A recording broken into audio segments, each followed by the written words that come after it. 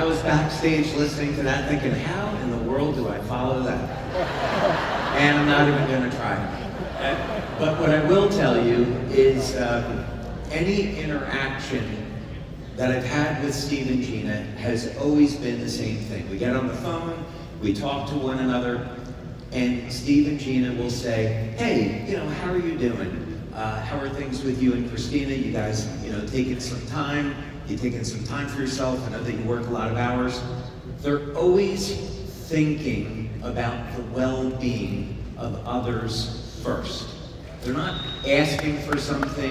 They're not thinking about or talking about money. They're always thinking about the well-being of others. And to me, that's one of their signatures of being such amazing leaders, is that they care about the people in their organization. So, nice round of applause for Steve and Gina Merritt.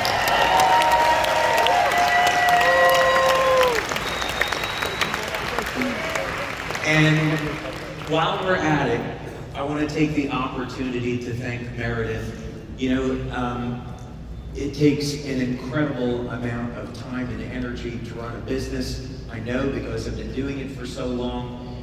And to have the opportunity to spend more time in the lab, developing these technologies, thinking more about the future of the business and where it is that we want to go, to have someone like Meredith, who's so spiritually oriented and is thinking about doing the greatest good possible with this company. It's such a blessing to have her with LifeWave. So a nice round of applause for Meredith Berger.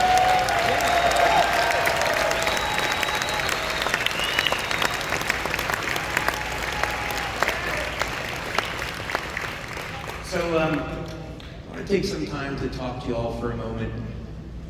We're not going to use any PowerPoints. We're not going to use any videos. I want to have a little chat with you.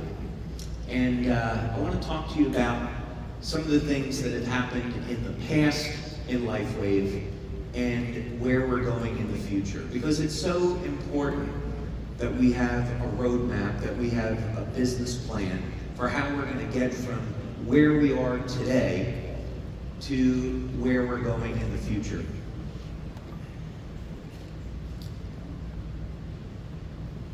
In 2006, we nearly went out of business. We were the victim of a credit card fraud scandal. There was a person that set up a fake position. They were using stolen credit cards that they had gotten from Russia, ordering product, earning commissions that they weren't entitled to, and by the time we detected that fraud, there was already about $1 million worth of product that had been shipped out, and we had paid hundreds of thousands of dollars in commissions. And at that time, we were a small company, and the effects were devastating. This happened in end of September, beginning of October of 2006, and by December of that year, we had lost 50% of our brand partners. And most people had thought LifeWave is never going to make that. It was about a week before Christmas. We had payroll coming up, and we didn't have any money to pay the staff. So I went into my bank account, and I emptied my bank account, and I put all of that money into the company so we could make payroll, and so that people wouldn't have to tell their families they didn't have any money for Christmas. And I didn't know how I was going to make payroll the next month. But I just kind of trusted, okay, well, if I can't make payroll the next month, at least I gave everybody a Christmas, and we can figure out what we're going to do. And fortunately, through divine intervention, the number of brand partners and customers that we had in the company was just enough to cover our monthly expenses. So we went this way for a number of months, each week not knowing how we were going to pay bills, not knowing if we were going to stabilize or not, or if we were going to continue down. And it was around March of 2007. And we had our corporate office in San Diego. And every Sunday, I would go for a walk on the beach. I'd take 3 hours to go for a walk on the beach and pray. And I would use that time to try to commune with God and say, I know this is what I'm supposed to do with my life, but I don't know how I'm supposed to get through this. And I kept hearing this message, well, it's in fire that gold is purified. And that I had to go through this challenge to deepen my faith in God and trust in God. And just keep being patient, being persistent, and try to push my way through it. So it was in March of 2007, and I came home on a Friday night, and there was a letter from the IRS. And I thought to myself, I don't know if I can take anymore.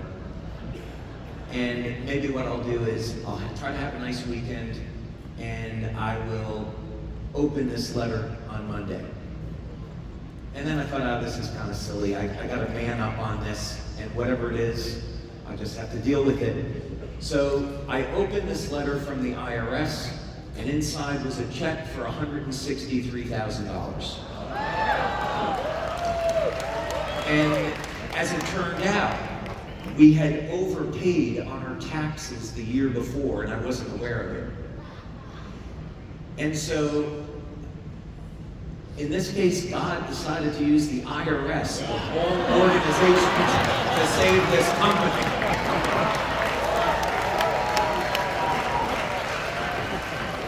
And so we budgeted that money, and it lasted through the end of the year. We were able to pay our vendors. Of course, commissions were always paid first. We were able to get through the year. I went 16 months without getting paid to get through that. But I believed in that this company was going to survive, and so I was willing to bet my life on it.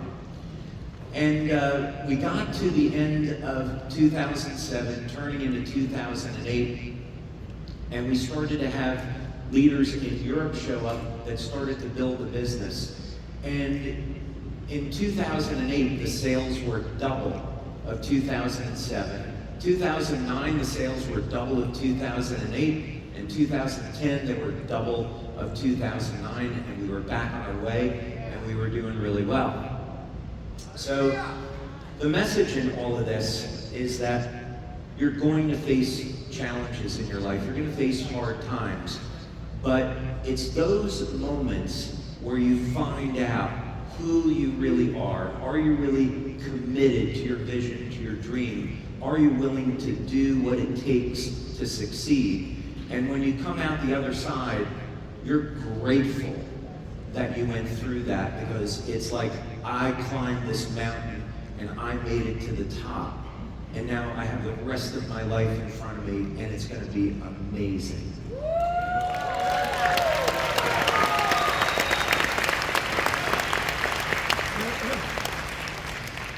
And then sometimes life throws you another curveball. And that happened 10 years later to the month. And it was 2016. We had been doing fine. We tried a lot of different things to kind of break out. We were stuck between 20 million, 40 million a year, and we were stuck trying to find a way to break out of this. And in 2016, we did a product launch. We got about a week where everything was looking great. And then we implemented a new software program, a new back office system, and everything crashed. And we went for weeks where the system wasn't taking orders, it wasn't working properly, and by the middle of December, we were back where we were before, where we had lost about half the people in the company. And we turned into 2017, and I thought, okay, I lived through this before. And I thought this was maybe something karmic. You know, if you want to put a word on it, I don't know what else to word you would put on this. But why did this show up exactly 10 years later? And it's not going to happen again, by the way, because I took care of that. I'll tell you that story another day. But I thought, okay, I've been through this before, and having that experience in 2007 kind of made me battle-hardened to where psychologically I was in the place where, okay, I know to form a plan, I need to take action, I know what to do with the finances of the company, where we need to cut and save to survive. It was tough. It was really tough. But we were able to float along and survive. And I was going into work each day, and it was very stressful. You could feel the stress on the staff. And there came a point where I thought, I'm tired of being on defense. I'm tired of going into work and patching holes in the dam and trying to figure out how to survive. I want to be on offense. I want to have a way that we can get people excited about this company, but how is that going to happen? And we had been doing stem cell research at that point for almost 10 years. And we had put $4.5 million into research at that point, and we had some phenomenal experiences. We had a ton of patents. The problem was the technology that I had been developing was really more suitable for hospitals. This was something, as we found out later, that it was going to take maybe $100 million to get this through FDA, and they were never going to let the technology go over the counter. It would have had to have gone through